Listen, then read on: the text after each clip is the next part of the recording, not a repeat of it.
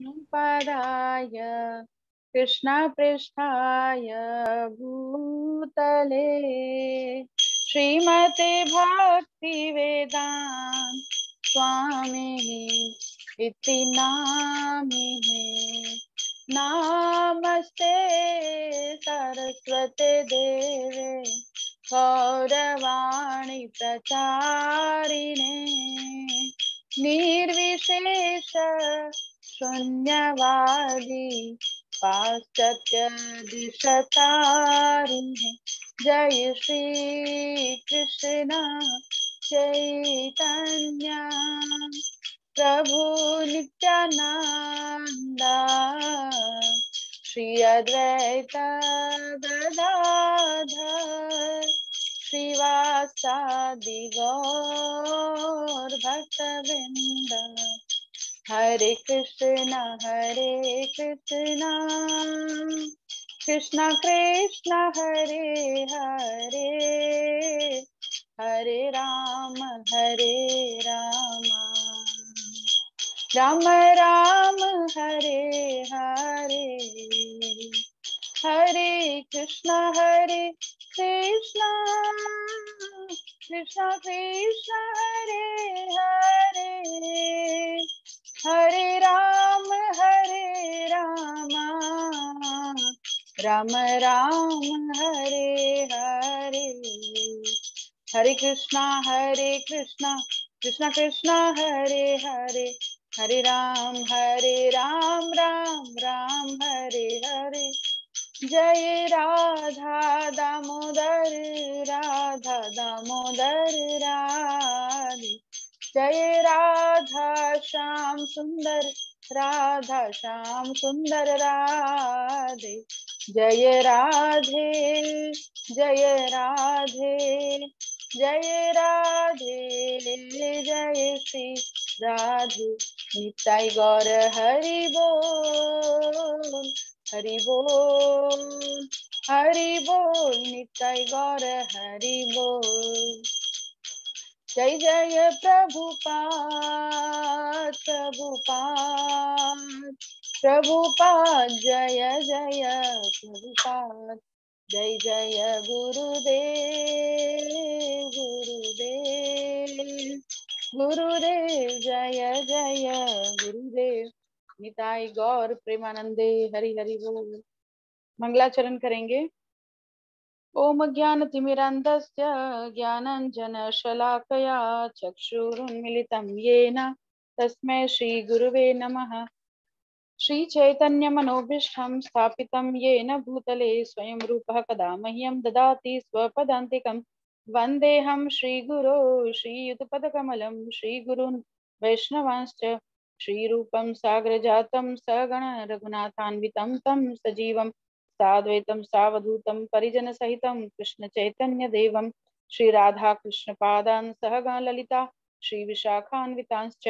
नमो विष्णुपादाय कृष्णप्रेष्ठाय भूतले श्रीमते भक्ति वेदांत स्वामिनिति नामिने।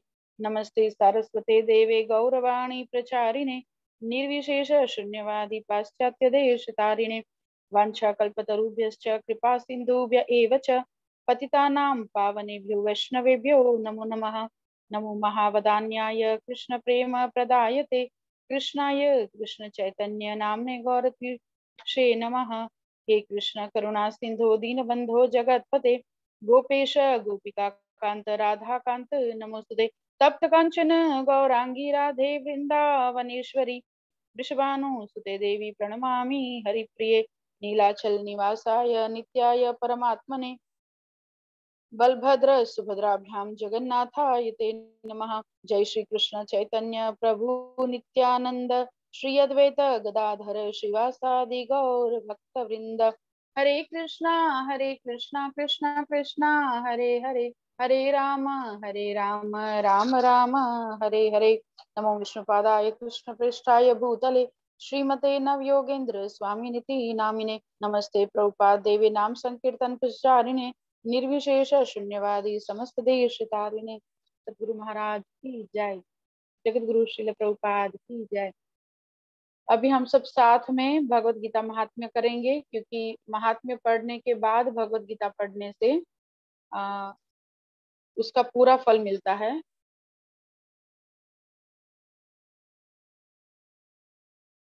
तो जिनको नहीं आता है उनके लिए हम भगवत गीता महात्म्य मैं स्क्रीन शेयर कर रही हूँ।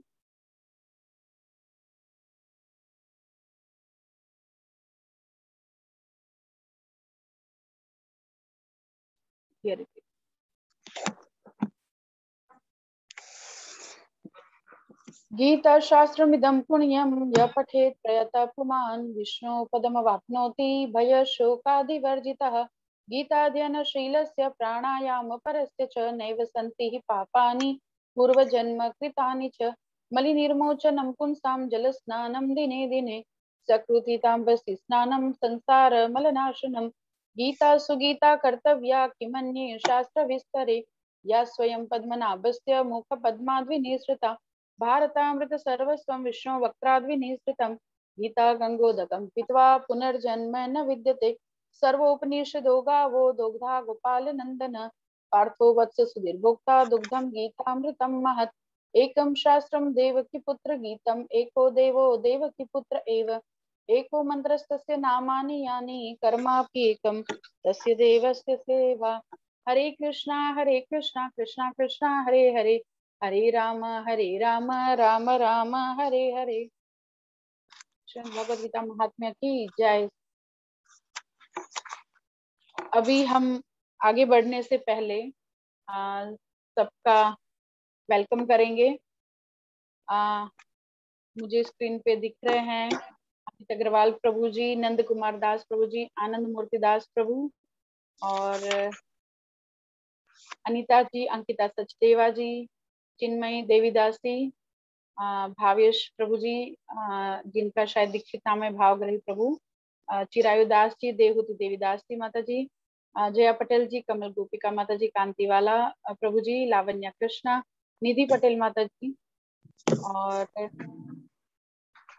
ओप्पो A83 में जो है उनका भी स्वागत, रेवती देवीदास जी का भी स्वागत, रुचिका जेठानी एंड वशिष्ठ भट्ट जी का भी स्वागत। थैंक यू सो मच, आप लोग अपना कीमती समय भगवान की वाणी स्टडी करने के लिए निकाल रहे हैं। तो शैल वी स्टार्ट माता जी? यस माता जी, यस। Okay okay. तो अभी हम लास्ट वीक हम 28 श्लोका पे पढ़े थे, लेकिन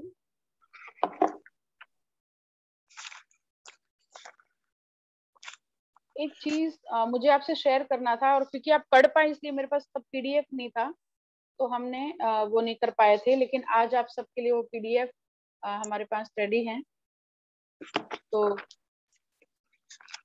आप पढ़ सकते हैं इसमें। जैसे जो फर्स्ट 6 चैप्टर्स में क्या है, मिडिल 6 चैप्टर्स में क्या है और लास्ट 6 चैप्टर्स में क्या है, वो लेने के बाद कर्मकांड सेक्शन में फर्स्ट 6 चैप्टर्स, उसमें हम फर्स्ट चैप्टर पे हैं जिसके हम 3 ब्रेक डाउन कर चुके हैं। तो अभी हम पढ़ेंगे फर्स्ट 6 चैप्टर्स में क्या है। आप में से कोई वॉलंटियरली पढ़ सकते हैं इसमें से? The Gita may be divided into 3 parts of 6 chapters each as follows। हमारे पास हिंदी और इंग्लिश दोनों है, तो हम दोनों पढ़ेंगे। तो ए वाला सेक्शन पढ़ना है। आप में से कोई पढ़ना चाहेंगे? माता जी मैं पढ़ूं? यस बिल्कुल। 9 ने 10 का लग गया नहीं। यहाँ से स्टार्ट करो माता जी। हरे कृष्णा। जी बिल्कुल। Structure: The Gita may be divided onto 3 parts of 6 chapters each as follows. A. Chapter 1 to 6 describe the living entity as a non-material element, eternal spirit soul capable of elevating himself to self-realization by different types of yoga. The highest form of which is Krishna consciousness, Bhakti Yoga, as confirmed by the final verse of 6th chapter. Chapter 4 specifically deals with the transcendental position of Krishna as the Supreme Personality of Godhead and with the importance of Guru and disciple. succession. Since Krishna's instructions actually begin in the second chapter, chapter 1 serves as a prelude to the rest of the text. Chapter 2 is a synopsis of the whole subject matter of the Gita. B. In the middle 6 chapters, the Supreme Personality of Godhead and his different energies and opulence are described. This section especially deals with relationship between the Supreme Soul and the individual soul in regards to devotional service. Krishna also discusses the nature and activities of such pure devotional service, which he confirms to be the best process of self-realization. C. In the third 6 chapters, how the living entity comes into contact with material nature, how he is entangled, and how he is delivered by the Supreme Lord through different methods of fruitive activities, karma, cultivation of knowledge, jnana, and devotional service, bhakti, are all explained. The Gita is actually finished in 17 chapters. Chapter 18 is considered a summary of all previous instructions. Content. 5 basic truths are explained in the Gita, namely, number 1, Ishvara, the supreme controller, that is Krishna, the supreme Brahman.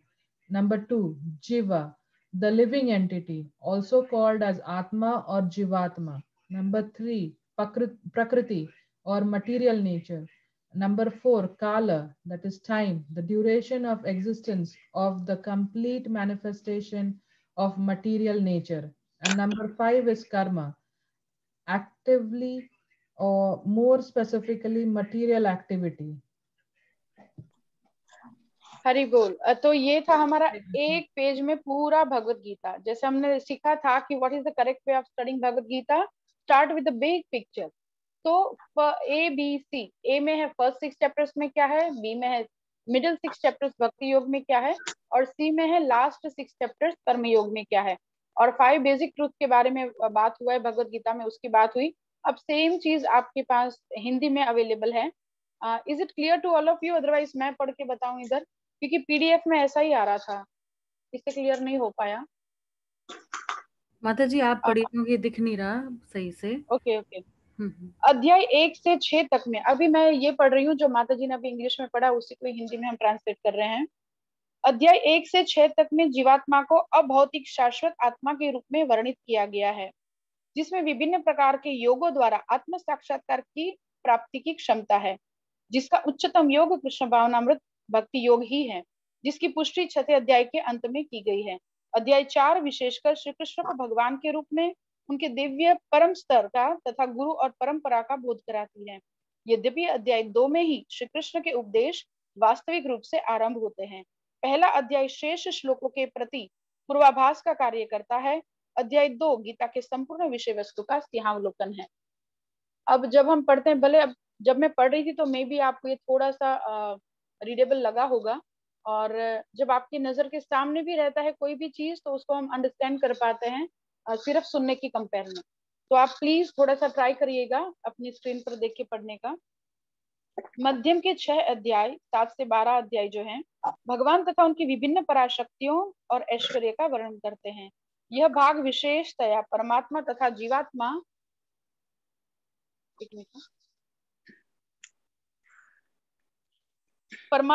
जीवात्मा के मध्य भक्ति का संबंध का बोध कराता है। श्री कृष्ण भी प्रकृति तथा ऐसी शुद्ध भक्ति पूर्ण कार्यकलापों की परिचर्चा करते हैं, जिसकी वे स्वयं पुष्टि करते हैं कि आत्म साक्षात्कार की यही सर्वोत्तम विधि है। लास्ट अंतिम 6 अध्याय 13 से 18 नंबर अध्याय में किस प्रकार जीवात्मा भौतिक प्रकृति के संपर्क में आता है, किस प्रकार वह बंधित होता है, किस प्रकार वह परमेश्वर द्वारा विभिन्न कर्म विधियों के माध्यम से ज्ञान सृजन से तथा भक्ति मार्ग से परित्राणित अर्थात मुक्त होता है, इसका उल्लेख किया गया है। यथार्थ में भगवत गीता 17 अध्यायों में समाप्त हो जाता है। 18वां अध्याय सभी पूर्व गीता के उपदेशों का सारांश माना गया है, और गीता में 5 मूल सत्य की व्याख्या की गई है जो निम्नलिखित है। ईश्वर, जीव, प्रकृति, काल और कर्म।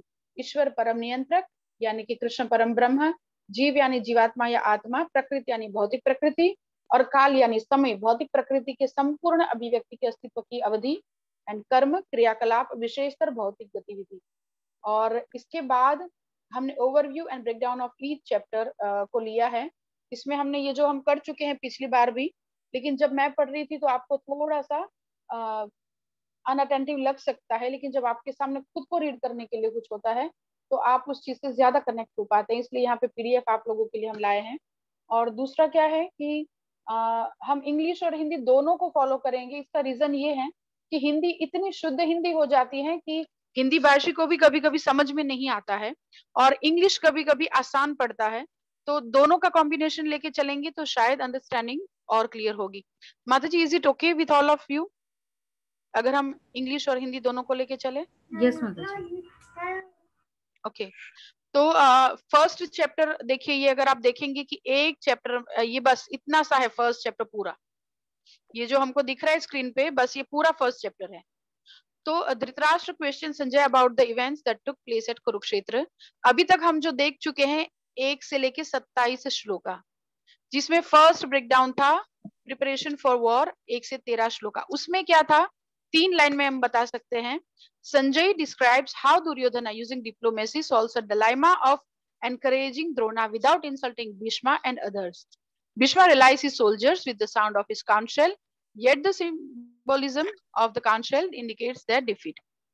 तो यही इतना ही था फर्स्ट 1 से 13 श्लोकों में, जिसमें दुर्योधन जो है वो कूटनीतियों का प्रयोग करते हुए सबको उत्साहित करता है अपने लिए लड़ने के लिए। और 12वें श्लोक में भीष्म पितामह शंख बजाते हैं जो उनकी पराजय इंगित करता है, और 13वें नंबर श्लोका में बाकी सब ब्यूगल तुरई वगैरह सहसा बज चुके थे।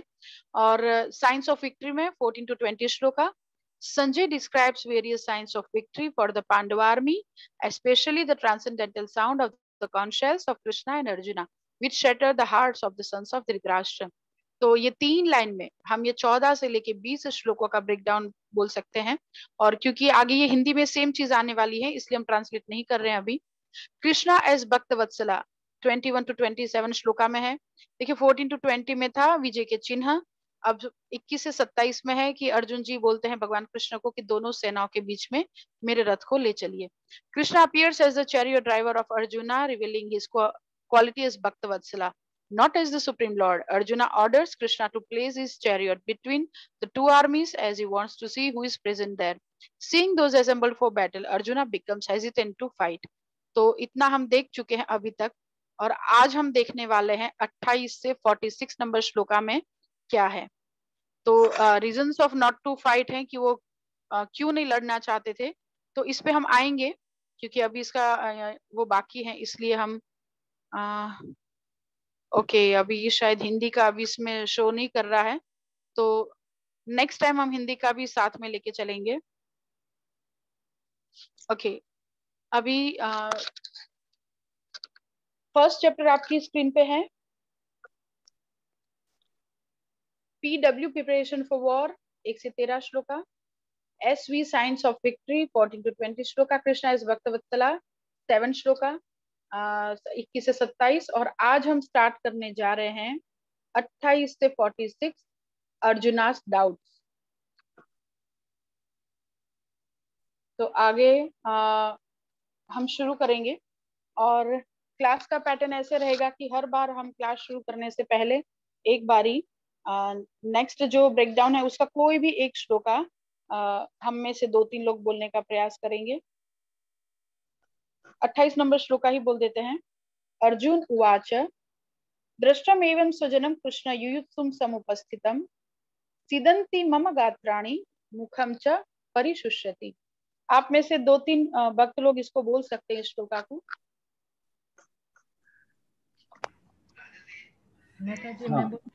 मैं बोलता हूँ, चलो जी नंद कुमार। अर्जुन उवाच दृष्टेम स्वजनम कृष्ण युयुत्सु समुपस्थितं सीदन्ति मम गात्राणि मुखं च परिशुष्यति। हरि बोल। हरे कृष्ण माता जी, क्या मैं बोलूं? हाँ जी बिल्कुल बिल्कुल। अर्जुन उवाच दृष्टमेवं स्वजनं कृष्णं युयुत्सुं समुपस्थितं सीदन्ति मम गात्राणि मुखं च परिशुष्यति।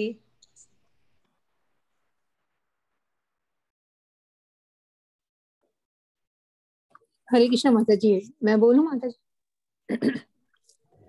माता जी से हरी म्यूट। बोल। जी जी, सॉरी मेरा कोई कॉल आ गया था बीच में। हाँ जी, और कोई?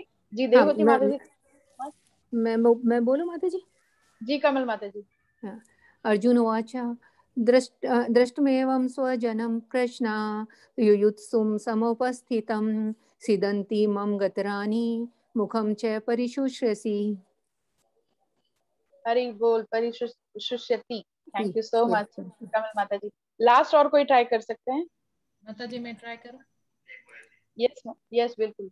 अर्जुन उवाच दृष्ट्वेमं स्वजनं कृष्ण युयुत्सुं समुपस्थितं सीदन्ति मम गात्राणि मुखं च परिशुष्यति।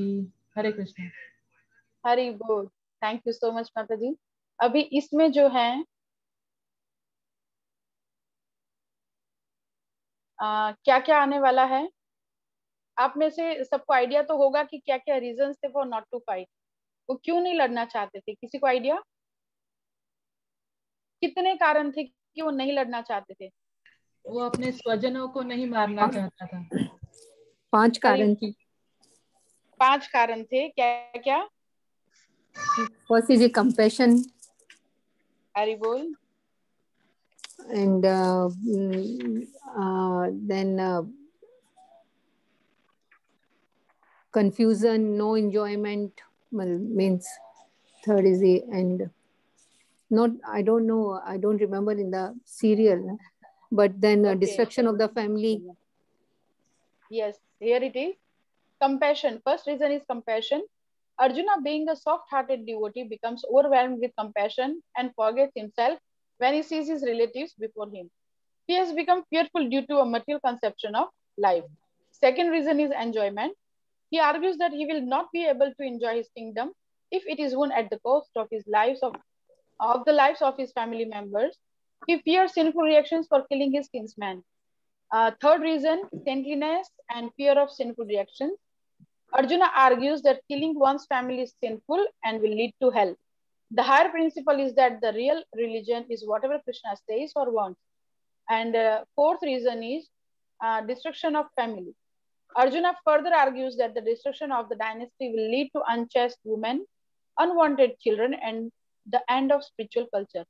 Arjuna, having decided not to fight, finally casts aside his bow and sits down on the chariot. इसी को ही हम हिंदी में पढ़ते हैं करुणा। अर्जुन कोमल हृदय होने के कारण संवेदनशील हो जाते हैं और सगे संबंधियों को देखकर स्वयं को भी भूल जाते हैं। वह मानव जीवन के भौतिक प्रत्ययता यानी कि भावना के कारण भयभीत हो जाते हैं। नेक्स्ट रीजन इज आनंद प्राप्ति।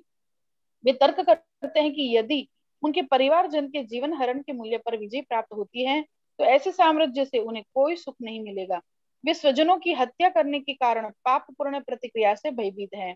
और नेक्स्ट रीजन है संतता एवं पापपूर्ण प्रतिक्रिया का भय। अर्जुन तर्क करते हैं कि किसी कुटुंब को मार डालना पापपूर्ण है तथा यह नरक में ले जाएगा। उच्चतर सिद्धांत यह है कि जो भी कृष्ण कहते हैं या चाहते हैं यही वास्तविक धर्म है। कुटुंब का विनाश, डिस्ट्रक्शन ऑफ फैमिली। अर्जुन फिर तर्क करते हैं कि राजवंश के विध्वंस से त्रिवर्ग व्यभिचारी होंगी, अनैच्छिक संतानें होंगी तथा आध्यात्मिक संस्कृति की समाप्ति होंगी। अर्जुन युद्ध न करने का निर्णय लेकर अंततः अपना धनुष डाल देते हैं और रथ पर बैठ जाते हैं। यहाँ पे 46 नंबर श्लोका में आप देखेंगे कि अर्जुन जी अपना गांडीव रख देते हैं और रथ पर बैठ जाते हैं। तो ये यहाँ पे चैप्टर खत्म होता है। तो यहाँ पे आप लोगों के लिए नोट करने वाली बात ये है कि अर्जुन जी's 5 arguments and Krishna's refutation in verses. Compassion है 1.28 से लेके 1.30 तक, जहां पे इस कंपैशन का रिप्लाई देंगे भगवान 2.11 से 2.30 तक। लॉस ऑफ एंजॉयमेंट, इंद्रिय तृप्ति का जो रीजन है वो 1.31 और 1.35 में है और उसको भगवान कृष्ण इसको रिप्लाई करेंगे 2.31 एंड 2.32 में। fear of sinful reaction से 1.36 एंड 1.38 तक और उसी को रिप्लाई करेंगे भगवान 2.33 से लेके 2.37 तक। डिस्ट्रक्शन ऑफ फैमिली ट्रेडिशंस 1.37 से लेके 1.43 एंड उसको रिप्लाई करेंगे भगवान 2.45, 46 एंड 3.24 में।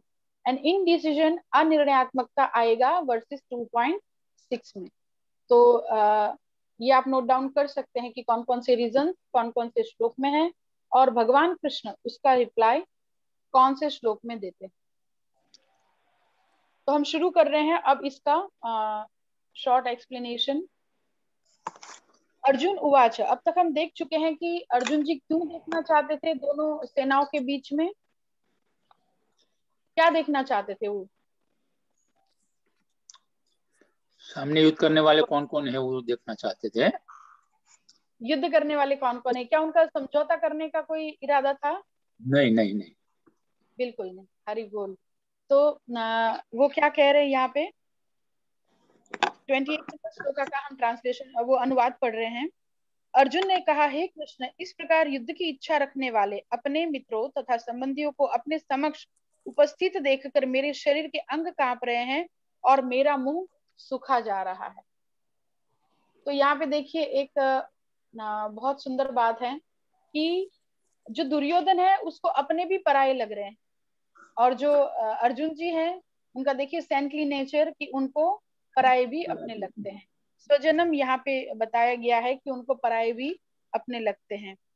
तात्पर्य में श्रील प्रभुपाद कह रहे हैं, मैं पढ़ रही हूँ 7वीं या 8वीं लाइन हो सकती है, एक मिनट, 5वीं लाइन है। जहां तक उसके अपने सैनिकों का संबंध था वह उनके प्रति प्रारंभ से दयालु था, किंतु विपक्षी दल के सैनिकों की आसन्न मृत्यु को देखकर वह उन पर भी दया का अनुभव कर रहा था। देखिए सबसे पहली क्या बोलते हैं कि सबसे पहला गुण जो भक्त का भगवान को आकर्षित करता है वो है दयालुता, कंपैशन। हालांकि कंपैशन यहाँ पे मिसप्लेस्ड है, वो भगवान बोलना शुरू करेंगे तो बताएंगे, लेकिन संतता जो स्वभाव होता है, बोलते हैं ना संत हृदय नवनीत समाना, यानी कि संतों का हृदय नवनीत जैसा होता है। भगवान मक्खन क्यों चुराते हैं? जैसे दामोदर लीला में हम देखते हैं भगवान मक्खन चुराते हैं। कोई गेस कि भगवान क्यों मक्खन चुराते हैं? अपने सखाओं के लिए, मक्खन हाँ, गोपियों सॉफ्ट को प्रेम देने के लिए, गोपियों को प्रेम देने के लिए। मक्खन सॉफ्ट होता है ना, कोमल अरे वो मक्खन सॉफ्ट होता है और दो विशेषता है मक्खन की, प्योरिटी होती है, व्हाइट होता है। हरी बोल। एक तो उसका कलर जो प्योरिटी को बताता है व्हाइट, यानी कि हमारा हृदय कैसा होना चाहिए। गुरु महाराज कहते हैं 1 साल का बच्चा कितना सरल होता है, उसको किसी से द्वेष नहीं, किसी से वो नहीं, और वो कितना प्योर रहता है, ऐसा प्योरिटी वाला हृदय। और दूसरा सॉफ्ट, मक्खन देखिए मक्खन से भी ज्यादा सॉफ्ट होता है एक्चुअली संतों का हृदय, क्योंकि मक्खन को तो गर्मी चाहिए पिघलने के लिए। अगर फ्रिज में रखेंगे तो वो जम जाएगा, लेकिन संत तो दूसरों के दुख को देख के ही पिघल जाते हैं, उनको नजदीक जाने का जरूरत नहीं है। तो इस प्रकार से ये संतता जो उसका हृदय की कोमलता है वो उनके भक्त होने का लक्षण है। और देखिए अपने सैनिकों के लिए तो हर कोई वो करता है, लेकिन इसको अर्जुन जी को अपोजिट पार्टी के सैनिकों को लेकर भी बहुत केयर था। और मैं पढ़ रही हूँ फर्स्ट पैराग्राफ की लास्ट लाइन। अर्जुन में ऐसे लक्षण किसी दुर्बलता के कारण नहीं अपितु हृदय की कोमलता के कारण थे, जो भगवान के शुद्ध भक्त का लक्षण है, जिसके ऊपर अभी हमने चर्चा किया। नेक्स्ट जो बहुत सुंदर एक श्लोक प्रभुपाद ने कोट किया, जो प्रभुपाद की इस भगवद गीता की बहुत बड़ी खासियत है कि कितने सारे उपनिषद और कितने सारे ग्रंथों का प्रभुपाद ने यहाँ पे कोटेशन दिया है, जो शायद ही हमने कभी नाम सुना हो, जैसे मुंडक उपनिषद, छांदोग्य उपनिषद, कितने कितने उपनिषद। तो इस प्रकार से पद्म पुराण, मतलब हर जगह से कोटेशन दिया है गुरु प्रभुपाद ने। तो यहाँ पे देखिए जो उन्होंने श्लोका लिया है भागवत का, उसका कितना सुंदर ट्रांसलेशन है। जो भगवान के प्रति अविचल भक्ति रखता है उसमें देवताओं के सद्गुण पाए जाते हैं, किंतु जो भक्त नहीं है उसके पास भौतिक योग्यताएं ही रहती हैं, जिनका कोई मूल्य नहीं होता। इसका कारण यह है कि वह मानसिक धरातल पर मंडराता रहता है और ज्वलंत माया के द्वारा अवश्य ही आकृष्ट होता है। तो यहाँ पे बताया, जैसे गुरु महाराज जी ने उस दिन बताया था कि भौतिक योग्यता कितनी हो हमारे पास, लेकिन वो 0 के समान है। लेकिन अगर एक कृष्ण को उनके साथ जोड़ दिया जाए तो उसका वैल्यू है। आज मेरे पास 2 0 है, आपके पास 10 0 है, तो 0 का कोई मूल्य नहीं है। बट मेरे 2 0 के आगे अगर 1 लग जाता है तो वो 100 हो जाएगा, और आपके 10 0 के आगे अगर 1 लग जाएगा तो वो लाखों में जाएगा। तो इस प्रकार से कितनी भौतिक योग्यताएं हो वो भगवान की उसके बिना शून्य है। और यहाँ पे बहुत सुंदर बात बताई कि जो भक्त होते हैं उनमें देवताओं के सद्गुण पाए जाते हैं। यहाँ पे एक थोड़ा सा आप लोगों की इंफॉर्मेशन के लिए बता दूं कि हम स्वर्ग जाते हैं, नर्क जाते हैं जीवात्मा, फिर ह्यूमन जंक्शन पे ही आना पड़ता है उनको।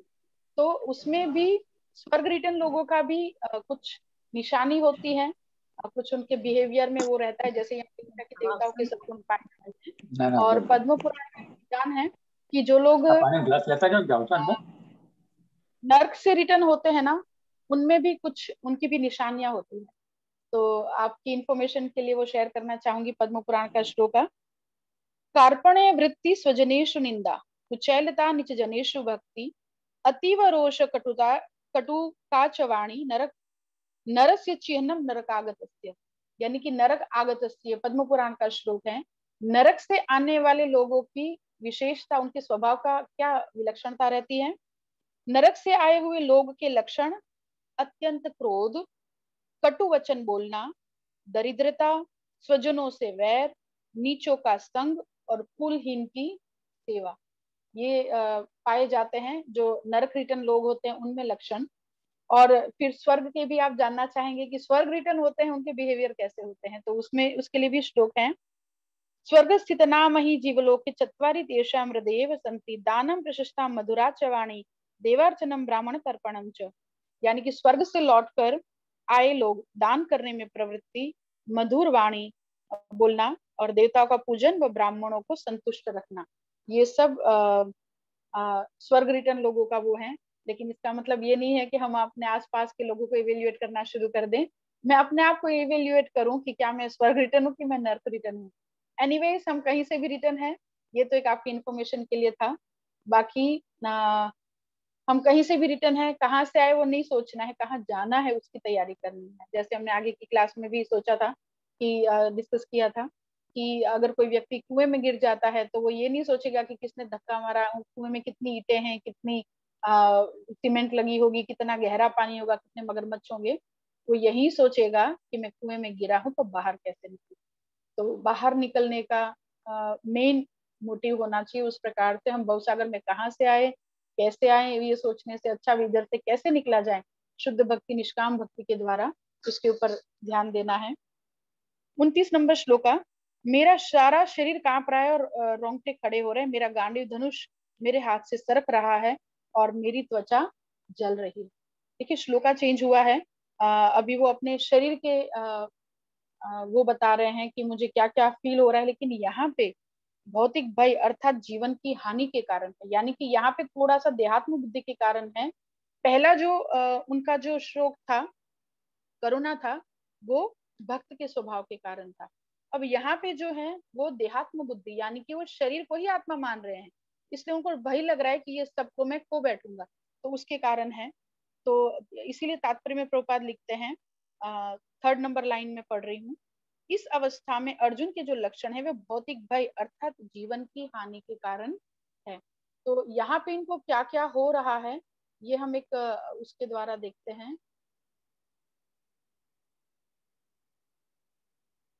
साइंस ऑफ कंपैशन, देखिए लिम्स क्या हो रहा है, क्विवरिंग और माउथ ड्राइंग अप, मुंह सूख रहा है उनका, होल बॉडी ट्रेमलिंग यानी कि पूरा शरीर कांप रहा है, हेड स्टैंडिंग ऑन एंड, रोंगटे खड़े हो रहे हैं, हैंड्स गांडीव बो स्लिपिंग, हाथ की दशा क्या हो रही है कि गांडीव धनुष उनका सरक रहा है, स्किन उनकी जल रही है, और legs unable to stand any longer due to impassion and forgetting myself and mind reeling due to weakness of heart, this is only causes of misfortune.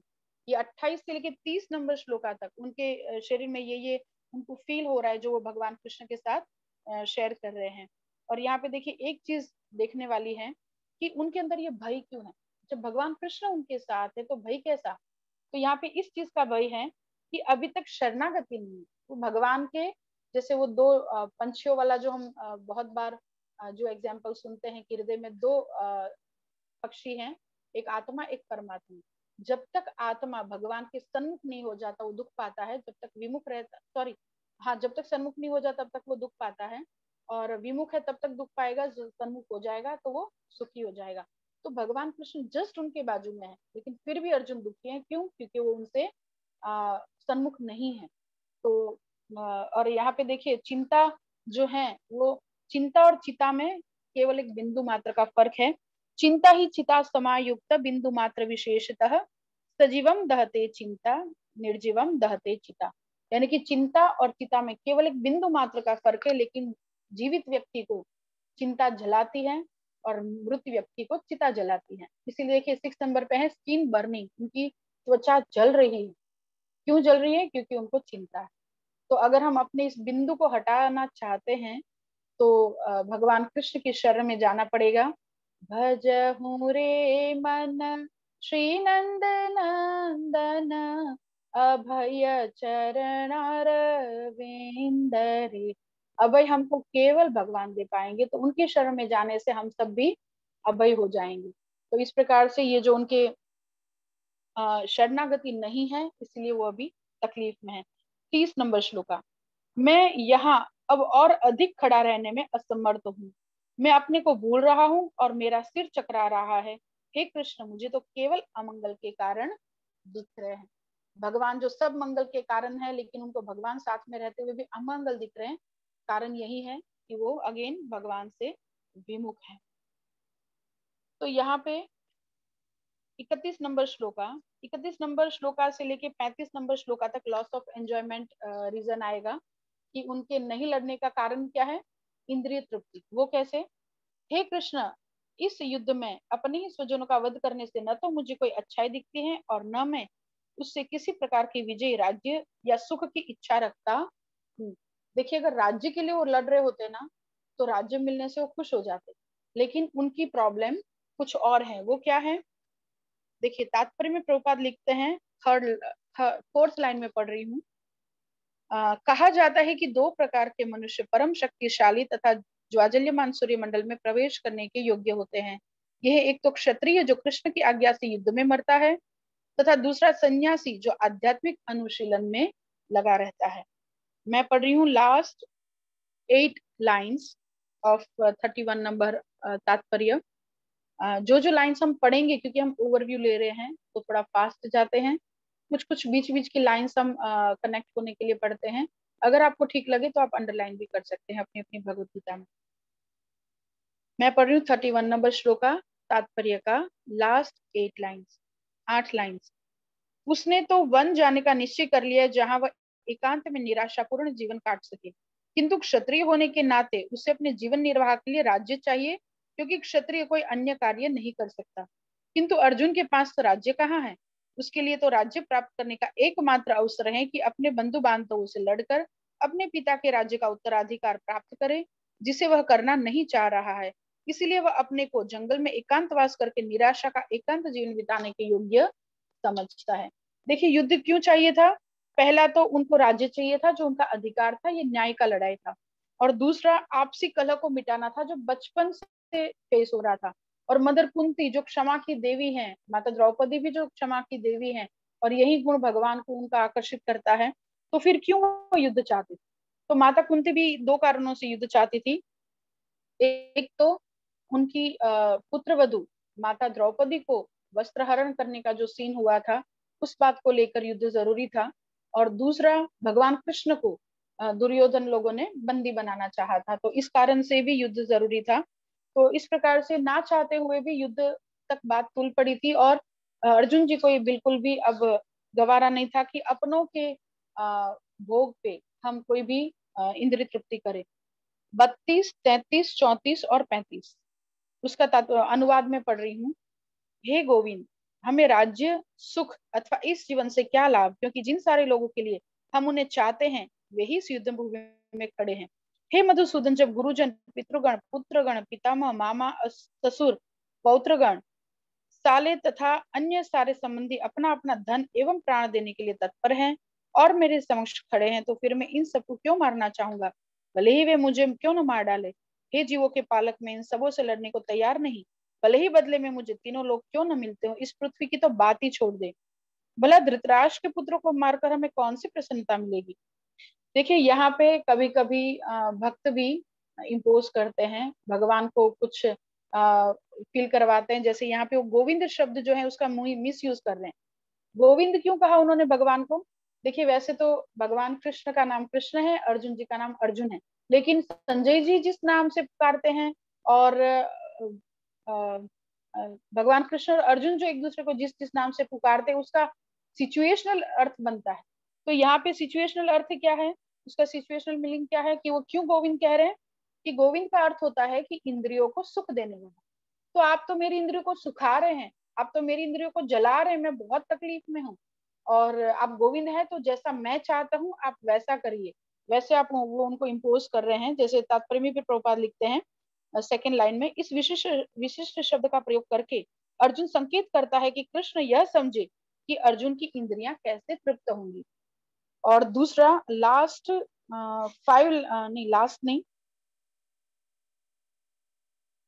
13 या 14 लाइन हो सकती है। हर व्यक्ति अपने वैभव का प्रदर्शन अपने मित्रों तथा परिजनों के समक्ष करना चाहता है, किंतु अर्जुन को भय है कि सारे मित्र तथा परिजन युद्ध भूमि में मारे जाएंगे और वह विजय के पश्चात उनके साथ अपने वैभव का उपयोग नहीं कर सकेगा। भौतिक जीवन का यह सामान्य लेखा जोखा है। तो यहाँ पे जो अर्जुन जी का नहीं लड़ने का एक कारण है इंद्रिय तृप्ति, यानी कि एक तो मैं ये सारे ही मर जाएंगे जिनके साथ मैं भोगना चाहता हूँ, तो फिर ये सब जो प्राप्त होगा उसका क्या अर्थ। ये मानिए ऐसा हो गया कि अगर कोई हमको ऐसी पार्टी में इनवाइट करे जहाँ पे सिर्फ हम इनवाइटेड हैं, तो उस पार्टी में कोई मजा नहीं आएगा। और ना ही हम दिखावे के लिए नए कपड़े अब पार्टी में या शादी में हम जाते हैं, तो हम क्यों महंगे कपड़े पहनते हैं लोगों को दिखाने के लिए, हालांकि हम उन कपड़ों में कंफर्टेबल नहीं होते हैं, हम तो अपने घर के सादे कपड़ों में कंफर्टेबल होते हैं, लेकिन हम क्यों पहनते हैं, लोगों को दिखाने के लिए। तो यहाँ पे अर्जुन जी वही इंगित कर रहे हैं कि राज्य मिल भी गया तो अपने तो सारे चले गए, तो मैं किसके साथ भोगूंगा और किसको दिखाऊंगा। तो आगे जो है कि वो तो लड़ना नहीं चाहते थे, लेकिन देखिए भक्त जो हैं वो कैसे होते हैं कि वो तो कॉम्प्रोमाइज करते हैं लेकिन भगवान उनके लिए लड़ना चाहते हैं। तो 35 नंबर श्लोका के लास्ट में जो है, लास्ट की 5 लाइन्स में पढ़ती हूँ। भगवत भक्त दुष्टों के प्रतिशोध नहीं लेना चाहते, किंतु भगवान दुष्टों द्वारा भक्त के उत्पीड़न को सहन नहीं कर सकते। भगवान किसी व्यक्ति को अपनी इच्छा से क्षमा कर सकते हैं, किंतु यदि कोई भक्त उनको हानि पहुंचाता है तो भगवान उसे क्षमा नहीं करते। इसलिए भगवान इन दुराचारियों का वध करने के लिए उद्यत थे। यद्यपि अर्जुन उन्हें क्षमा करना चाहता था, अर्जुन जी उनको क्षमा करना चाहते थे, लेकिन युद्ध कौन चाहते थे, भगवान। और इसीलिए दुर्योधन से जब 5 गांव मांगे गए, दुर्योधन इतना बेवकूफ नहीं था कि वो नहीं देता, लेकिन उन्होंने क्या बोला कि मुझे पता है कि ये गलत कर रहा हूँ, मेरे फायदे का ये सौदा है, लेकिन अंदर से कोई मुझे मना बोल रहा है। वो कौन थे, परमात्मा के रूप में भगवान कृष्ण, क्योंकि वो युद्ध चाहते थे। आगे 36 एंड 37 एंड 38 में जो रीजन है वो है फियर ऑफ सिंफुल रिएक्शंस। अभी तक उन्होंने 2 रीजन बताए कि एक तो उनको दया आ रही है, करुणा है सभी के प्रति कि इतना बड़ा जानहानि होगा। दूसरा जो है रीजन क्या था, इंद्रिय तृप्ति, किसके साथ भोगूंगा, किसको दिखाऊंगा, इतना बड़ा राज्य मिल भी गया अगर इन सबके मरने पर तो मैं किसके साथ भोगूंगा। तीसरा जो रीजन है फियर ऑफ सिंफुल रिएक्शंस, पाप लगने का उनको भय था। यदि हम ऐसे आतताइयों का वध करते हैं तो हम पर पाप चढ़ेगा, अतः यह उचित नहीं होगा कि हम धृतराष्ट्र के पुत्रों तथा उनके मित्रों का वध करें। हे लक्ष्मीपति कृष्ण, इससे हमें क्या लाभ होगा और अपने ही कुटुंबियों को मारकर हम किस प्रकार सुखी हो सकते हैं। तो देखिए इसमें जो है आतताइयों की बात है, ये बहुत ही वेल नोन वर्स है कि जिसमें 6 प्रकार के आतताई होते हैं। कौन कौन, विष देने वाला, घर में अग्नि लगाने वाला, जो तात्पर्य में प्रभुपाद ने लिखा है। तीसरा घातक हथियार से आक्रमण करने वाला, चौथा धन लूटने वाला, पांचवा दूसरे की भूमि हड़पने वाला, तथा छठा पराई स्त्री का अपहरण करने वाला। और कोई व्यक्ति अगर ये एक भी काम करता है वो आतताई माना जाता है और उसके वध करने में कोई पाप नहीं लगेगा, लेकिन फिर भी अर्जुन जी को लगता है कि मुझे ये करने से पाप लगेगा। तो ये आतताई, हालांकि वो मानते हैं कि ये लोग आतताई हैं। और देखिए उन्होंने ये 6 में से 1-2 नहीं, 6 में से 6 पाप उन्होंने किए थे। क्या क्या किया था, उन्होंने विष दिया था, जब भीम छोटे थे तब उन्होंने विष दिया था। फिर घर में अग्नि लगाया था, लाक्षागृह में जब उनको भेजा था अग्नि लगाया था। और घातक हथियार से आक्रमण भी कर ही रहे हैं, और धन लूटा उनका, और भूमि भी हड़प लिया, और पराई स्त्री का अपहरण। द्रौपदी माता जब जंगल में थे पांडव लोगों के साथ, तब इन्होंने, उनके बहनों ने जाके उनका अपहरण करने का कोशिश किया था। तो इस प्रकार से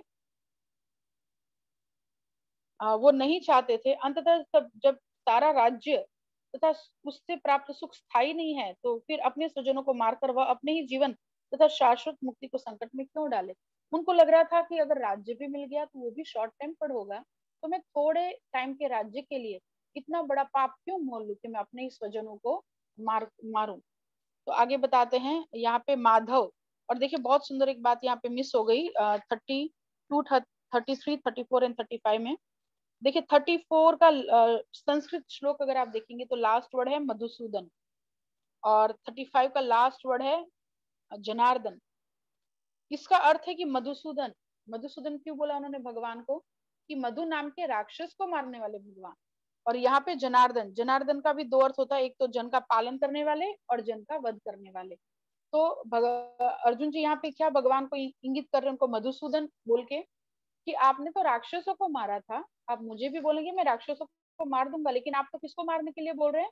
मेरे गुरु को, मेरे भाइयों को, मेरे पितामह को। तो ये तो मैं कैसे कर पाऊंगा। और दूसरा जनार्दन, जनार्दन आप जनार्दन है, आप लोगों का पालन करने वाले हैं, तो फिर आप लोगों की हत्या क्यों करवाना चाहते हैं मुझसे। और दूसरा रीजन कि एक जनार्दन का अर्थ होता है लोगों को वध करने वाला। तो अगर वध करना है, आप वध करने वाले हैं तो आप करिए, मुझसे क्यों करवाते।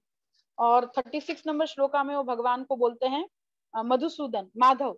माधव यानी कि माता लक्ष्मी के, सौभाग्य की देवी लक्ष्मी के पति, जो सारा शुभ करते हैं। तो सौभाग्य होना चाहिए, यहाँ पे तो मुझे दुर्भाग्य दिख रहा है कि आप मुझसे मेरे अपनों का ही वध करवा रहे हैं। तो इस प्रकार से उनको पाप लगने का भय लगता है। और 37 एंड 38 यानी कि ये 37, 38 इसमें है, और 43 तक फोर्थ रीजन है डिस्ट्रक्शन ऑफ फैमिली ट्रेडिशन, यानी कि कुल परंपरा नाश होने का उनको भय लगता है। वो हम पढ़ रहे हैं उसका ट्रांसलेशन।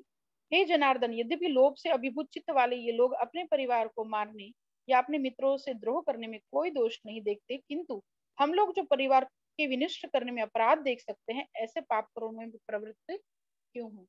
माता जी पास तो नहीं जा रहा?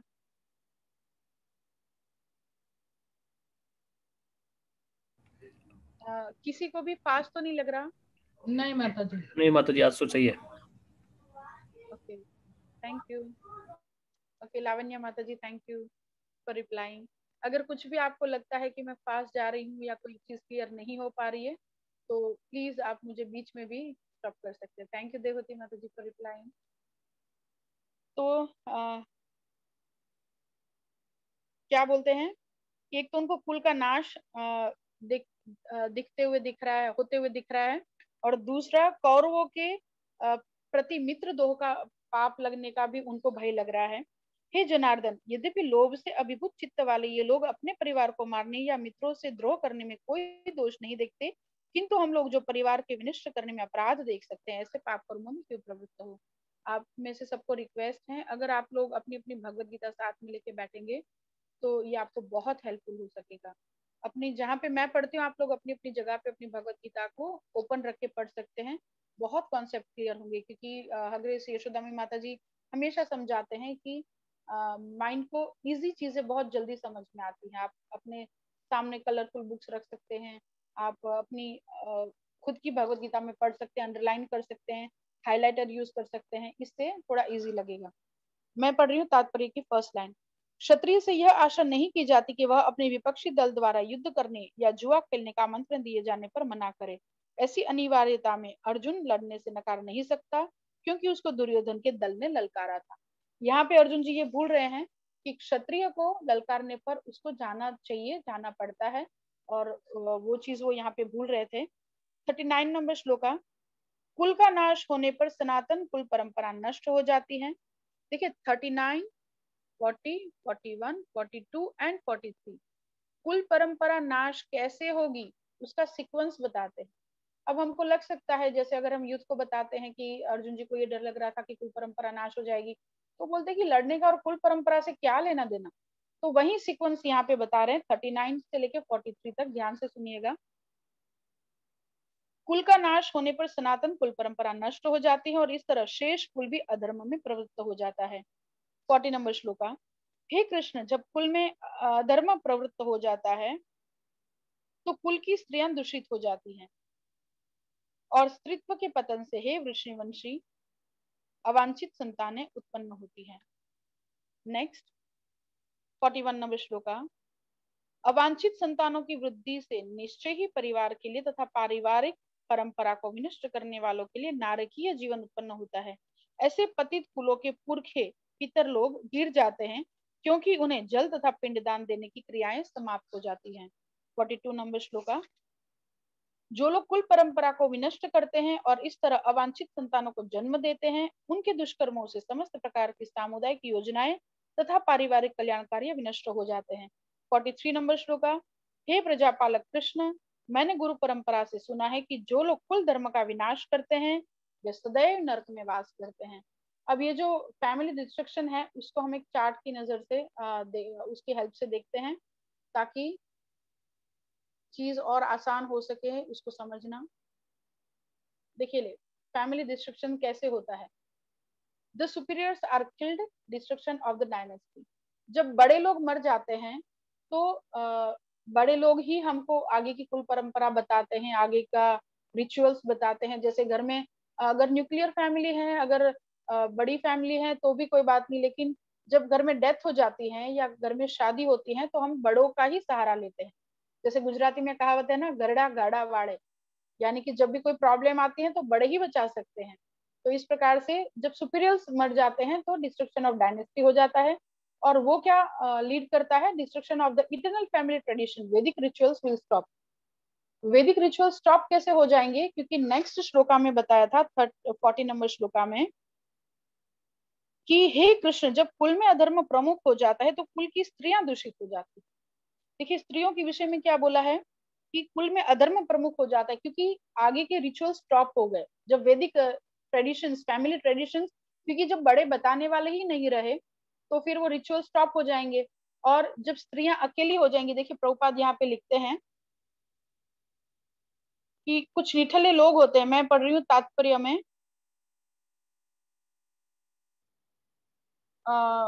9वीं या 10वीं लाइन हो सकती है। इसलिए उन्हें विविध कुल परंपराओं में व्यस्त रखना चाहिए और इस तरह उनके सतीत्व तथा अनुरक्ति से ऐसी संतान जन्मेगी जो वर्णाश्रम धर्म में भाग लेने के योग्य होंगी। ऐसे वर्णाश्रम धर्म के विनाश से यह स्वाभाविक है कि स्त्रियां स्वतंत्रता पूर्वक पुरुषों से मिल सकेंगी और व्यभिचार को प्रश्रय मिलेगा, जिससे अवांछित संतानें उत्पन्न होंगी। निठल्ले लोग भी समाज में व्यभिचार को प्रेरित करते हैं और इस तरह अवांछित बच्चों की बाढ़ आ जाती है, जिससे मानव जाति पर युद्ध और महामारी का संकट आ जाता है। देखिए इसमें 4th लाइन में पढ़ रही हूँ तात्पर्य में, 40 नंबर श्लोका का तात्पर्य 4th लाइन। जिस प्रकार बालक सरलता से कुमार्गामी बन जाते हैं, उसी प्रकार स्त्रियां भी पतोन्मुखी होती हैं। ये प्रभुपाद का विधान है और प्रभुपाद केवल शास्त्र की बात करते थे, तो थोड़ा सा समझने में हमको डाइजेस्ट नहीं होगा, लेकिन शास्त्र की बात है, आपको मुझे हम सभी को माननी चाहिए। देखिए 3 डिफेक्ट स्त्री में होते हैं, वो क्या होते हैं, लेस इंटेलिजेंट, एक तो कम बुद्धिमान होती है, दूसरा नॉट ट्रस्टवर्दी, वो ट्रस्टवर्दी नहीं होती हैं, और तीसरा prone to degradation so they need protection, यानी कि वो पतोन्मुखी होते हैं। जैसे बच्चा आसानी से कुमार्गामी बन जाता है, इसको हम देखते हैं कि लेस इंटेलिजेंट कैसे होती हैं।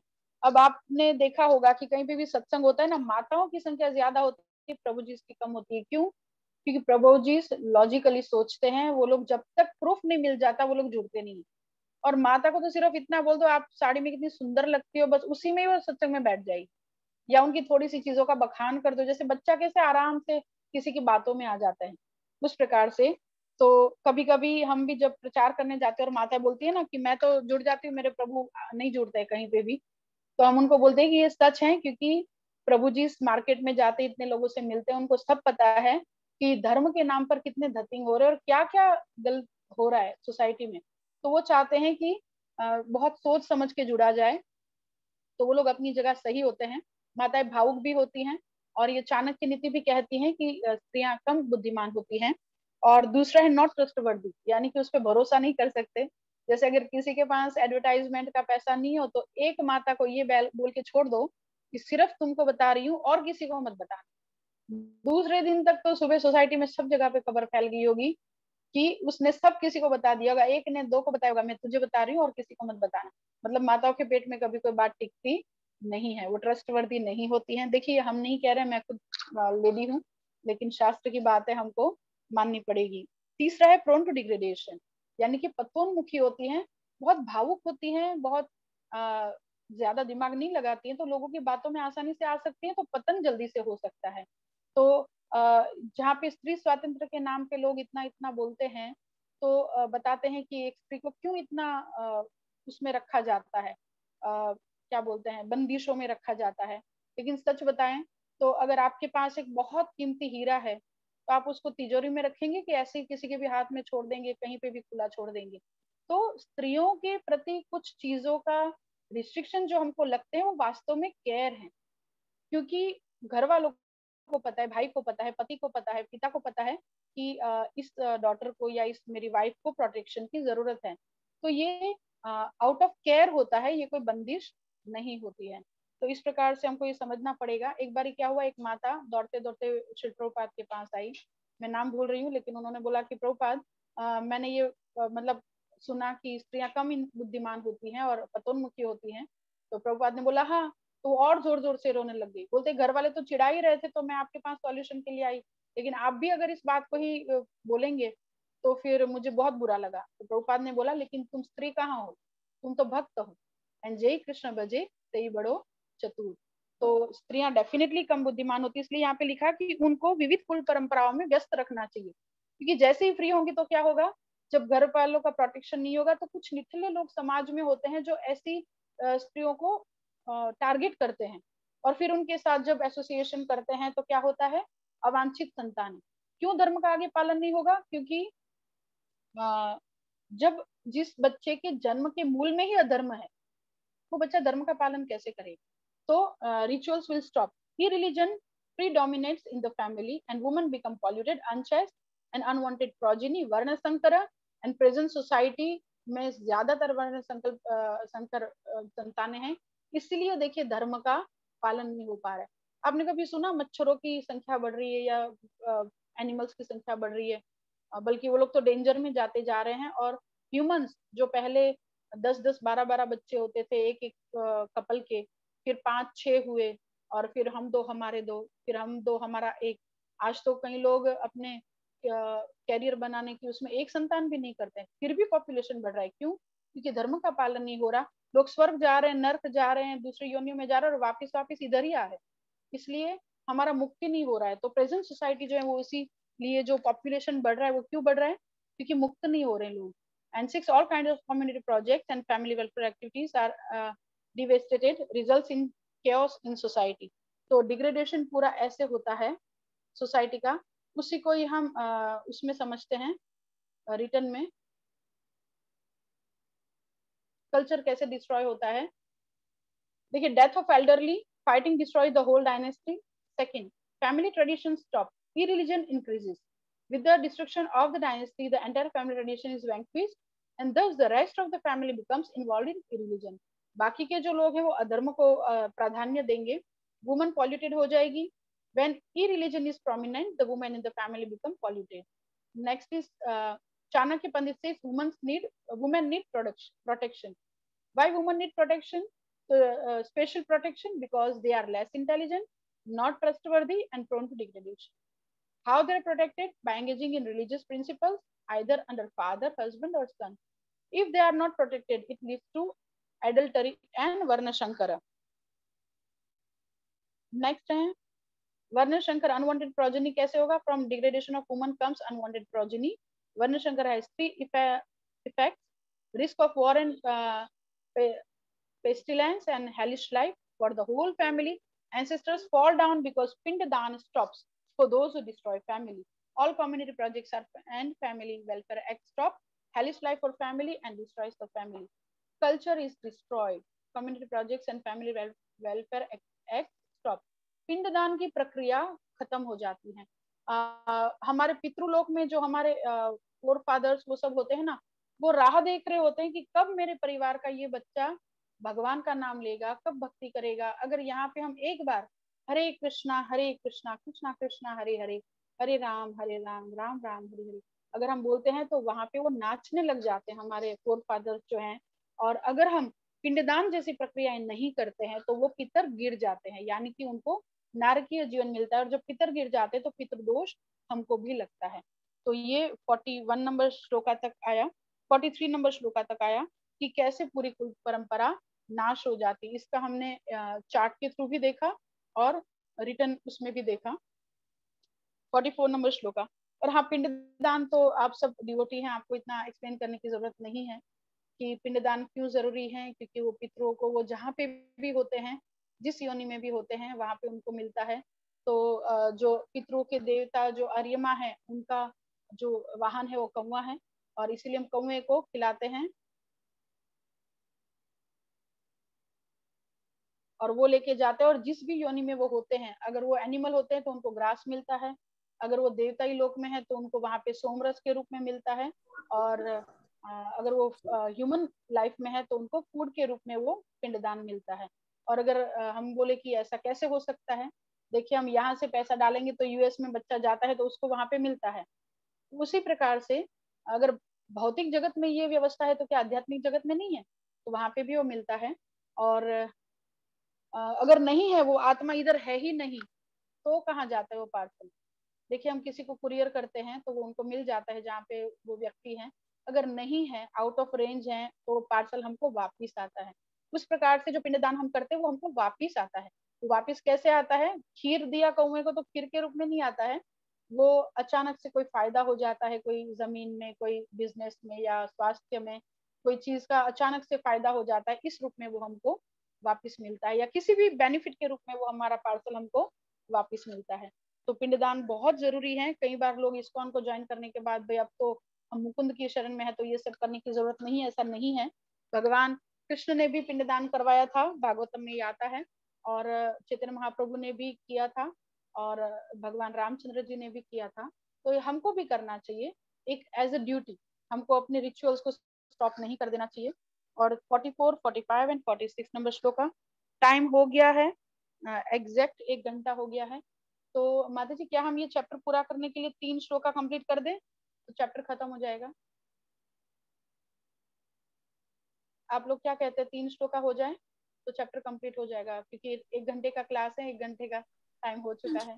Okay. Yes, Mataji. Yes, No Mataji. problem. Yes, Mataji. कर दे। Continue, Mataji. Thank you so much. Okay, तो 44 नंबर श्लोका, फैमिली डिग्रेडेशन सबको समझ में आया होगा। देखिए इसमें 41 नंबर श्लोका में लिखा है तात्पर्य में प्रभुपाद ने, जो पुरुष, तात्पर्य में जो श्लोका दिया है भागवतम का, उसका ट्रांसलेशन दिया है, जो पुरुष अन्य समस्त कर्तव्यों को त्याग कर मुक्ति के दाता मुकुंद के चरण कमलों की शरण ग्रहण करता है और इस पथ पर गंभीरता पूर्वक चलता है, वह देवताओं, मुनियों, सामान्य जीवों, स्वजनों, मनुष्य या पितरों के प्रति अपने कर्तव्य या ऋण से मुक्त हो जाता है। श्री भगवान की सेवा करने से दायित्व अपने आप पूरे हो जाते हैं। ये सच है, भगवान मुकुंद की शरण ग्रहण करने से हम पितरों के ऋण से, देवताओं के ऋण से, राजा के ऋण से, सबके ऋण से मुक्त हो जाते हैं। लेकिन फिर भी आउट ऑफ ड्यूटी हमको, जैसे चैतन्य महाप्रभु ने भी गया में जाके अपने भाई का श्राद्ध किया था, तो हमको आउट ऑफ ड्यूटी करना चाहिए। हाँ, हमको जैसे बोलते हैं ना कि जो देवताओं की पूजा करते हो देवता लोक में जाते हैं, जो पितर को पूजन करते हैं वो पितर लोक में जाते हैं, लेकिन हमको भक्ति या पूजा थोड़ी करनी है, हमको तो अपना ड्यूटी करना है। तो एज अ ड्यूटी हमको अपने रिचुअल्स को स्टॉप नहीं करना चाहिए। और 44 नंबर श्लोका, ओह कितने आश्चर्य की बात है कि हम सब जघन्य पाप कर्म करने के लिए उद्यत हो रहे हैं। राज्य सुख भोगने की इच्छा से प्रेरित होकर हम अपने ही संबंधियों को मारने पर तुले हैं। 45 नंबर श्लोका, यदि शस्त्रधारी धृतराष्ट्र के पुत्र मुझ निहत्थे तथा रणभूमि में प्रतिरोध न करने वाले को मारे तो यह मेरे लिए श्रेयस्कर होगा। देखिए गांधी उठाने वाले क्या बोलते हैं, मुझे निहत्थे को भी वो मार दे तो वही अच्छा होगा, मैं नहीं उनको मारूंगा। 46 नंबर श्लोका, संजय उवाच, संजय ने कहा, युद्ध भूमि में इस प्रकार कहकर अर्जुन ने अपना धनुष्य तथा बाण एक और रख दिया और शोक संतप्त चित्त से रथ के आसन पर बैठ गया।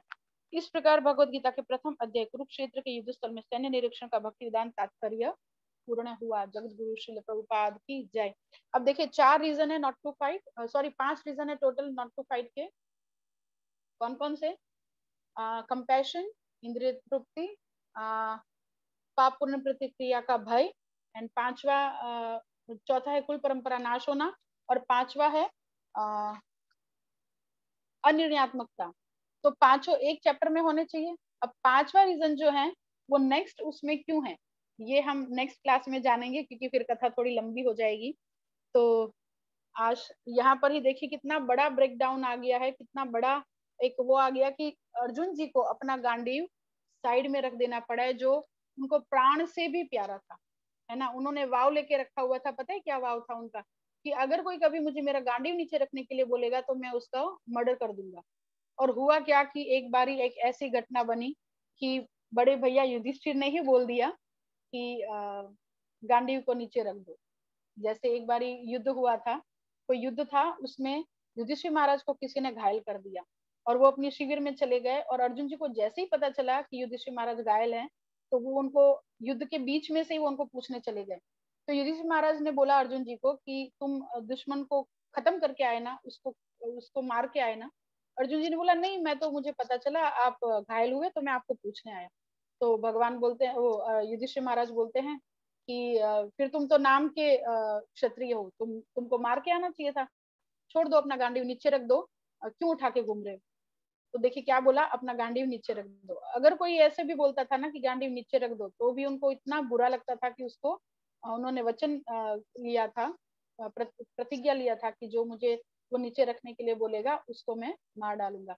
अब देखिए कितना बड़ा उनके जीवन में धर्म संकट आ गया कि उन्होंने क्या बोल दिया, कि बड़े भाई ने बोल दिया कि नीचे रख दो। अब क्या करें, अपनी वचन का पालन करें कि अपने बड़े भैया के प्रति वो करें। तो देखिए भगवान के पास हर तकलीफ का सॉल्यूशन है। तो भगवान ने क्या बोला, जाके तुम उनको कुछ अपमानित शब्द कह दो, क्योंकि बड़ों को, अपने से बड़ों को अपमानित शब्द बोलना वो भी उनको मार डालने के बराबर होता है। तो उनको आपको मारना भी नहीं पड़ेगा और आपके वचन का भी पालन हो जाएगा। तो अर्जुन जी जाते हैं, थोड़ा बुला भरा कहते हैं युधिष्ठिर महाराज को, और सीधे उनके चरणों में गिर जाते हैं कि मैं तो अपनी प्रतिज्ञा पूरी कर रहा था, बाकी भाई मैं आपके प्रति अपराध नहीं करना चाहता था। तो देखिए इतना प्यारा है उनको गांडीव की, कोई नीचे रखने को बोले तो उनका वध करने का उन्होंने वचन लिया था, प्रतिज्ञा लिया था। तो इस प्रकार से इतना खास है वो गांडीव उनके लिए। थोड़ी देर माऊ, तो इतना खास है उनके लिए, तो इतना बड़ा ब्रेकडाउन है। आगे देखते हैं कि क्या रीजन था, कि 5वां जो रीजन है फॉर नॉट टू फाइट, उसमें बेटा थोड़ी देर माऊ चाल से।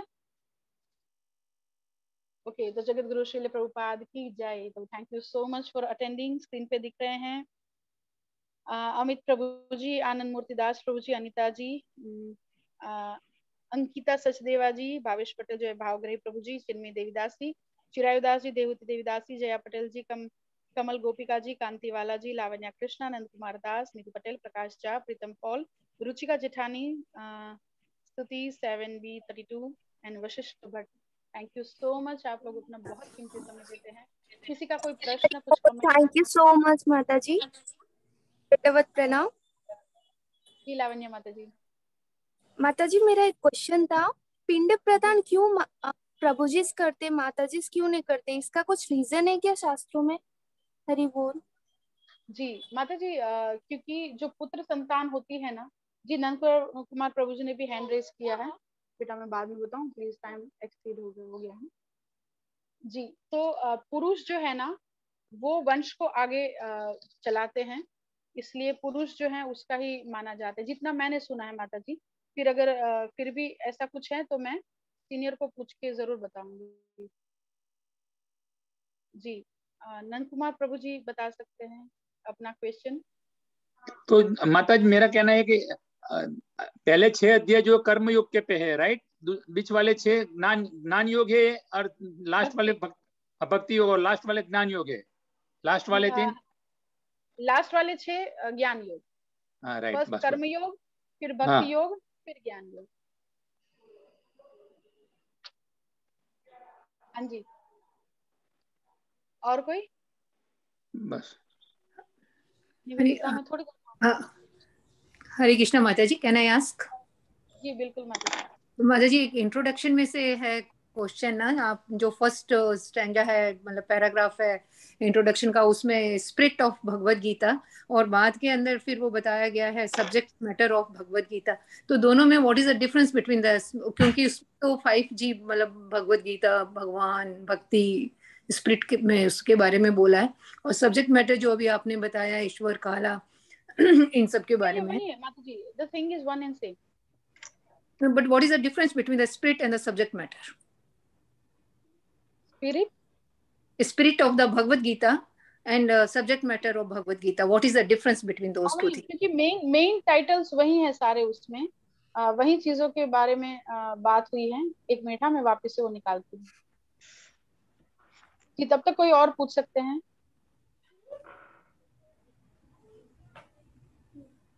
किसी और का कोई क्वेश्चन है तो अब धीरे धीरे हो सकता है शुरू में आपको थोड़ा सा एडजस्ट होने में तकलीफ हो, लेकिन धीरे धीरे आपको ये मेथड बहुत अच्छे से समझ में आ जाएगा। यहाँ से आपने पूछा था माता जी? नहीं, यहाँ तो ये तो आपका कॉन्टेक्ट सब्जेक्ट मैटर हो गया ना पांचों। और उससे पहले जब इंट्रोडक्शन के अंदर एक्चुअली मेरे बेटे ने आज सुबह ही मुझसे पूछा तो मैं उसको बहुत अच्छे से रिप्लाई नहीं दे पाई, क्योंकि वो सुन रहा था इंट्रोडक्शन के बारे में, किसी को उसको बोलना था। तो उसने जो फर्स्ट पैराग्राफ है इंट्रोडक्शन का, अगर आप बुक खोलेंगे तो उसके अंदर spirit of Bhagavad Gita mention की है, और उसके अंदर फिर भगवान के बारे में बोला, भक्ति के बारे में बोला, भक्त के बारे में बोला, और कुछ पैराग्राफ के बाद फिर subject matter of Bhagavad Gita शुरू किया है ना। तो he was asking what is the difference between those two things. शायद मैं क्वेश्चन ही नहीं समझ रही माता जी आपका। या तो मेरा फोन नंबर लेके आप रखिएगा, माता जी आपको दे देंगे, हम बात कर सकते हैं। एक बार मैं क्वेश्चन समझ लूं तो maybe I will be able to answer you, and अगर कहीं मुझसे नहीं आंसर हो पाए तो जरूर मैं सीनियर को उनको बोले मैं समझ नहीं पा रहा क्वेश्चन, आप मेरे को फोन बोला है। ठीक है माता जी, नो प्रॉब्लम, थैंक यू। और किसी का कोई क्वेश्चन? हरे कृष्णा माता जी, दंडवत प्रणाम। हरे कृष्णा, दंडवत प्रणाम जी। देवहूति माता जी। माता जी मेरा एक सिली सा क्वेश्चन था, वो पिंडदान के लिए। लेकिन यहाँ पे क्या होता है, लाइक अगर श्राद्ध के टाइम हम वो पिंडदान के लिए जो भी खीर लगते हैं, लेकिन कौवे नहीं आते, तो वो क्या लाइक तो क्या वो लाइक वो पितरों को पहुंच जाता है, क्योंकि कौवे वो माध्यम है ले जाने के लिए, तो क्या वो बहुत एक्चुअली माता जी आपका क्वेश्चन सिली नहीं है। कोई भी चीज हमारे मन में आए जरूर हमको अब उसका आंसर लेना चाहिए। और देखिए हम अपनी बोलते हैं ना, ऐसी बहुत सारी बातें होती हैं कि प्रैक्टिकली पॉसिबल नहीं हो पाती है, लेकिन इसका मतलब ये नहीं है कि हम उस ड्यूटी को करने से चुके। तो हमको अपनी ओर से पूरा प्रयत्न करना है और हमको हमारी ड्यूटी कंप्लीट वो पूरी करनी है ना। और जब हम भगवान से जुड़ जाते हैं ना तो ओम तत्सत आएगा में। भगवान जो हमारी त्रुटियां रह जाती है ना, अगर हमसे कुछ गलती हो जाती है, कुछ अधूरा रह जाता है, तो फिर वो भगवान पूरा करते हैं। वो पिंड जो श्राद्ध के 15 दिन है उसके वो हम जो खीर या वो रखते हैं वो ही पिंडदान होता है। फिर कई बार हम तीर्थ स्थानों में जाते हैं नदी किनारे, वहां पे भी पिंडदान होता है। ये तो श्राद्ध होता है माता जी, ये श्राद्ध होता है जो हमको रेगुलर करना होता है। और वो पिंडदान तो जो आप बोल रहे हैं ना, गया जाके या ऐसे जाके वो जो आटे का या किसी चीज का वो बनवाते हैं, एक्चुअल पिंडदान तो उसको बोलते हैं। और हमको अपनी ड्यूटी पूरी करनी है, कभी कभी वो मिलता भी है, नहीं भी मिलता है। तो क्या जब हम जब भी जाए तीर्थ स्थान में तभी हर टाइम वो करना पड़ता है क्या? एक टाइम करते हैं तो मेरे ख्याल से पिंडदान उनका समय होता है, जैसे बरसी पे और ऐसे वैसे, मतलब जो भी आता हमको लगता है कर्मकांड सेक्शन में, but that is out of duty हमको करना है। जैसे भगवान गया में जाके पिंडदान किया था, तो वो आई थिंक एवरी ईयर नहीं करना होता, फिर वो थोड़ा बड़े बता सकते हैं, लेकिन जब जब प्रेसिडेंट है तब तब करना टाइम पे और जब उनकी जो बरसी आप क्या बोलते हो तिथि आती है तब हर उस टाइम करना पड़ता है? नहीं, तब श्राद्ध होता है ना, जब उनकी तिथि आती है तब श्राद्ध होता है, और वो भी हमको जरूर से करना चाहिए। और देखिए जब हम कृष्ण से हर चीज को जोड़ देते हैं ना, जैसे श्राद्ध पे भक्तों को खिला दे, मंदिर की कोई सेवा कर दे, तो दैट इज वन सेम कि हमने रिचुअल्स भी किया और हमने कृष्ण से जुड़ के किया, तो वो और परफेक्ट हो जाता है। ओके माता, हरे कृष्णा, थैंक यू माता जी। शायद अमित प्रभु कुछ बोल रहे थे। माता जी मैं जस्ट यही बोल रहा था कि या पिंडदान के बारे में जो आपने बताया है वो मतलब एक्चुअली सभी लोग फॉलो करते हैं, हम लोग भी फॉलो करते हैं। तो मेरे हिसाब से यही है कि जो हम पिंडदान करते हैं वो कौवों के द्वारा ही अपने पूर्वजों को या अपने जो भी फोर फादर्स हैं उनको पहुंचता है जी। यही मेरी अंडरस्टैंडिंग है माता जी। पर अगर प्रभु जी कौवे नहीं हो, यूएस में कौवे कहाँ पर है ना माता जी? तो हाँ माता जी, जी प्रभु जी बोलिए प्लीज। अगर कौवे नहीं है माता जी तो जनरली ये होता है कि आप मंदिर में रख देते हैं बस उस चीज को। हाँ, बस बाहर रख देते हैं, पेड़ों के नीचे चिड़िया जानवर जो भी मतलब खा लेते हैं, मतलब जिनके जो भी जाता है। अब खुद इस भावना से ना, हाँ, कि भी वो तो श्राद्ध के अंदर रखते हैं ना। आप सबकी राहत के लिए एक बात बता दूं, गीतायाम पुस्तकम यत्र यत्र पाठ प्रवर्तते तत्र सर्वाणि तीर्थानि प्रयागानि तत्र वे। यानी कि जहाँ पे भगवत गीता रूपी पुस्तक रहता है, वो ग्रंथ रहता है, वहां पे ही और जहाँ पे इसका पाठ होता है, सभी तीर्थ वहां पे रहते हैं। और प्रयाग जहाँ पे लोग मतलब भगवान भी वो करने जाते थे पिंडदान वगैरह, तो वो भी प्रयाग भी वहीं पे रहता है। तो हमारे पास भगवत गीता है, भगवान की सेवा है, तो out of care and out of rituals हम कुछ भी करते हैं तो उसमें थोड़ा भगवान भी हमको सपोर्ट करते हैं। सभी तीर्थ वहीं पे आ जाते हैं। अब यूएस वाले जो नहीं आ पाते हैं गया में श्राद्ध करने या कहीं और प्रयागराज में स्नान करने अपने पितरों के पीछे, तो उनका कैसे होगा? तो अगर आपके घर में भगवत गीता पुस्तक है, आप उनका पाठ करते हैं, तो बल्कि स्वर्ग नहीं, अपने पितरों को उससे भी ऊपर की स्थिति गति प्राप्त होती है। तो बहुत अच्छा न्यूज है हम सभी के लिए कि अगर हम भक्ति से जुड़ जाते हैं तो एवरीथिंग बिकम्स परफेक्ट। बट हमको आउट ऑफ मतलब ऐसा नहीं कि हम भक्ति में लगे, हमारे घर में तो पुस्तक है, भगवत गीता है, ग्रंथ है, तो छोड़ो कुछ नहीं करना, ये भी हमको आलस नहीं करनी और ना ही हमको अपने आप को ढीला करना। और मैं एक बात का क्लेरिफिकेशन करना चाहूंगी कि अगर माताओं को लेकर जो लेस इंटेलिजेंस वाली बात हुई थी, तो उसके लिए मैं क्षमा चाहती हूँ, क्योंकि ये शास्त्र की बात है, मे भी कुछ चीजें हमको नहीं समझ में आती हैं, बट शास्त्र की बात है और मेरा काम आपकी सेवा में एज इट इज चीजों को प्रस्तुत करना है। तो चाहे मुझे अच्छा लगे नहीं लगे, चाहे आप में से भी किसी को हर्ट हो सकता है, स्त्रियों को लेकर ऐसा कुछ बोला गया, तो मैं माफी चाहती हूँ, लेकिन शास्त्र की बात थी, मुझे बोलनी चाहिए। और अब अगर किसी का कोई प्रश्न नहीं है तो आप क्रीम ऑफ द क्लास, यानी कि क्या चीज आपको अच्छी लगी, क्या चीज आपको बुरी लगी, या क्या चीज आप ऐड ऑन करना चाहेंगे, तो वो आप बता सकते हैं। और थोड़ा सा फास्ट करेंगे, टाइम हो चुका है। हरे कृष्णा माता जी, आपका वो जो क्लासिफिकेशन था वो बहुत अच्छा लगा। कैसे कैसे पहले श्लोक के बारे में कौन सा इंफॉर्मेशन है, फिर नेक्स्ट श्लोकों में क्या इंफॉर्मेशन आती है, और वो वाला चीज अच्छा लगा। Hare Krishna. Thank you so much Anita ji, Hari बोल। आप कुछ एड ऑन भी कर सकते हैं जो आप करना चाहें, आप सभी। और कोई?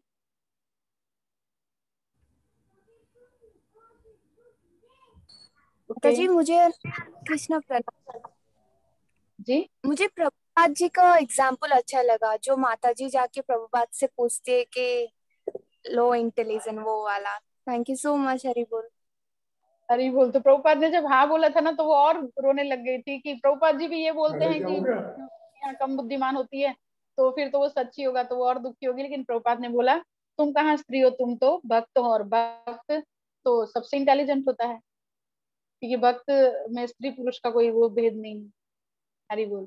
Thank you so much. अगर कुछ त्रुटि रहेगी हो तो मेरी है, अगर कुछ भी अच्छा लगा हो तो गुरु गौरांग, अग्रेस यशोदामी माता जी, गुरु महाराज, प्रभुपाद और आप सभी का है। सभी वैष्णवों को दंडवत प्रणाम। और कल हम 8:30 बजे मिलेंगे, भगवान ने चाहा तो कल हम मिलेंगे और सेकंड चैप्टर स्टार्ट करेंगे। हरी बोल। कहाँ है माता जी, कहाँ है पद्मा प्रिया माता जी? ये रही मैं। थैंक यू माता जी, थैंक यू सो मच, बहुत सुंदर। हरे कृष्णा माता जी। हरे कृष्णा। हरे कृष्णा माता जी। हरे कृष्णा। हरे कृष्णा। धन प्रणाम। वांछा कल्पतरुभ्यश्च कृपा सिंधुभ्य एव च पतितानां पावनेभ्यो वैष्णवेभ्यो नमो नमः। गुरु श्रील प्रभुपाद की जय। जय।